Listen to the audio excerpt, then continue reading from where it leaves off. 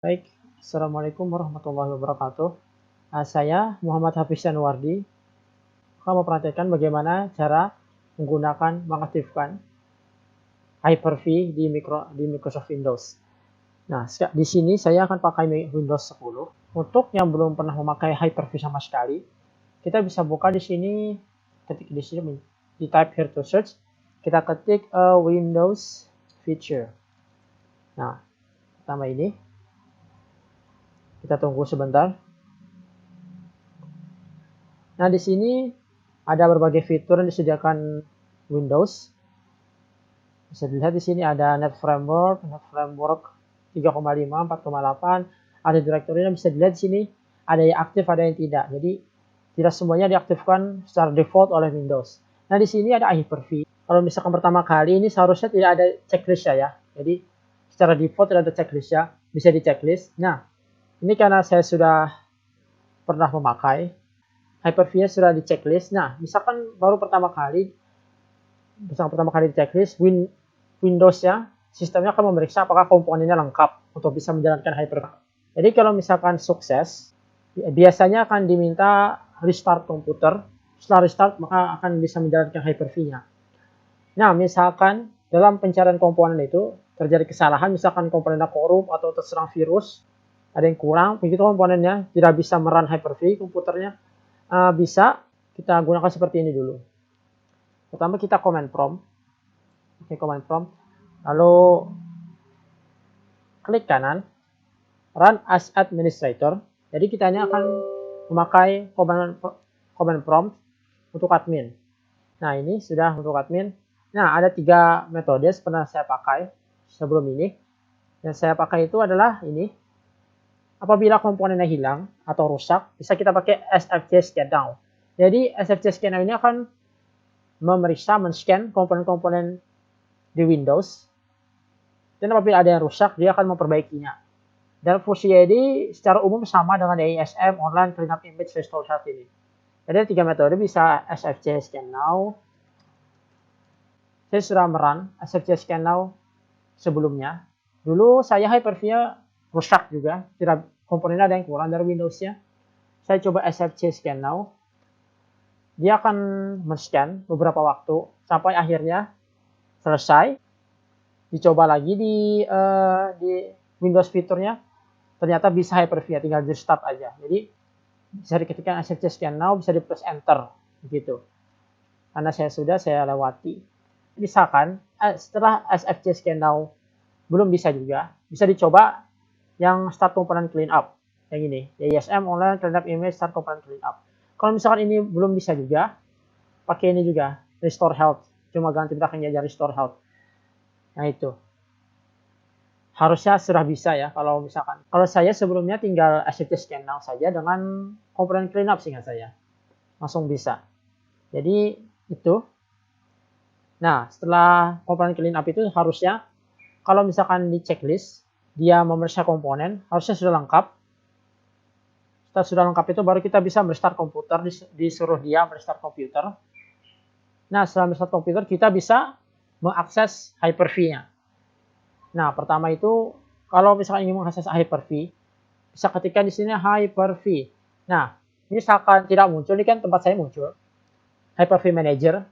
Nanti kita Hyper. Nah, misalkan di tempat teman-teman tidak muncul, bisa kita ketikkan mcc.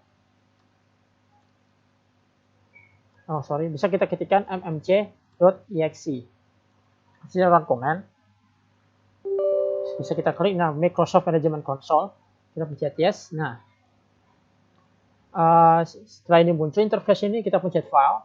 Kita tambah add, kita pencet add atau remove snap-in. Nah, di sini kita cari di sini Hyper-V. Nah, di sini ada ya Hyper-V. Tinggal kita setelah ada kita klik 2 kali, nah muncul di sini. Nah, kalau sudah selesai, pencet OK di sini. Kita run dulu di sini ya, kita coba. Nah, langsung Hyper-V Manager, connect to server. Kita coba dari awal ya.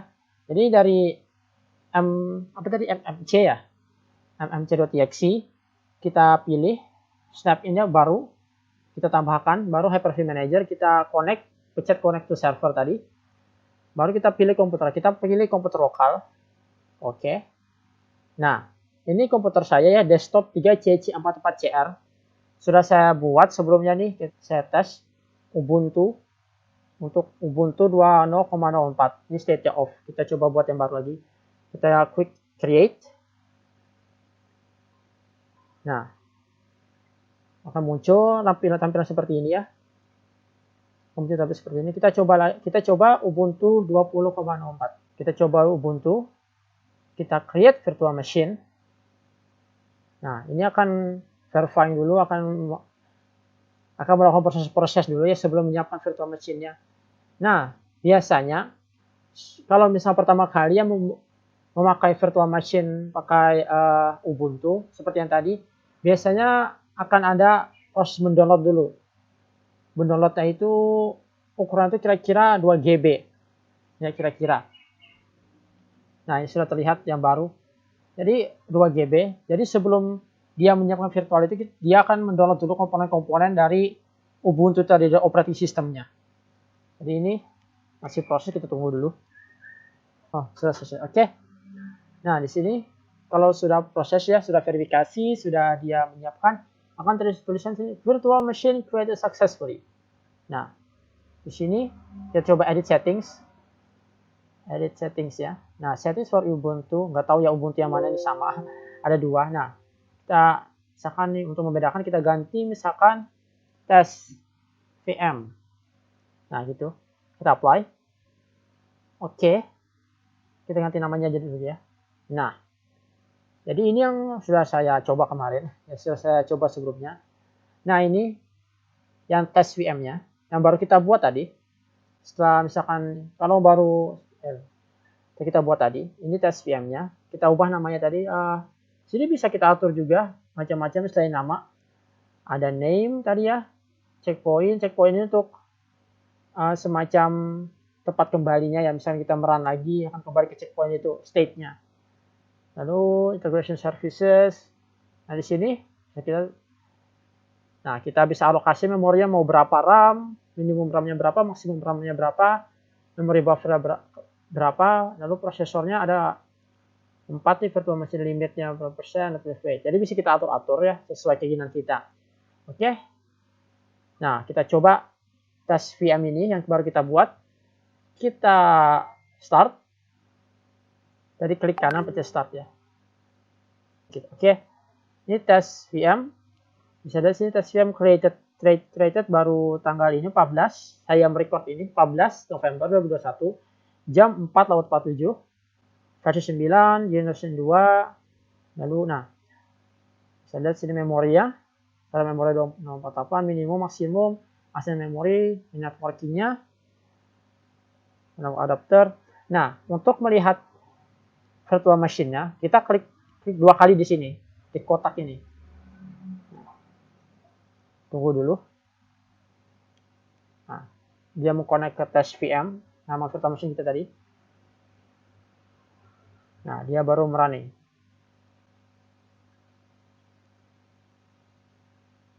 Nah, setelah kita install ini, setelah kita klik 2 kali tadi, akan muncul tampilan seperti ini. Ini layar awal Ubuntu.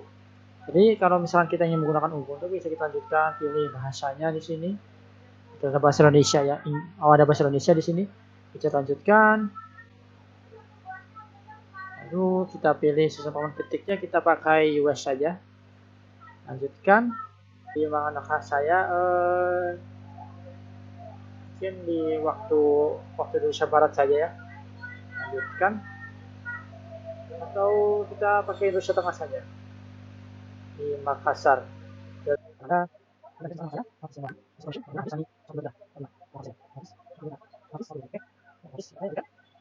Selamat datang di Ubuntu. Lalu kita tunggu. Jadi ini virtual machine-nya ya.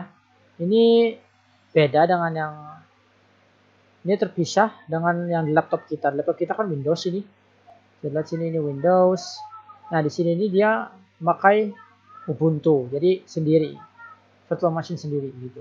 Jadi itu untuk sementara. Jadi itu untuk membuat virtualisasi di Hyper-V. Terima kasih. Assalamualaikum warahmatullahi wabarakatuh.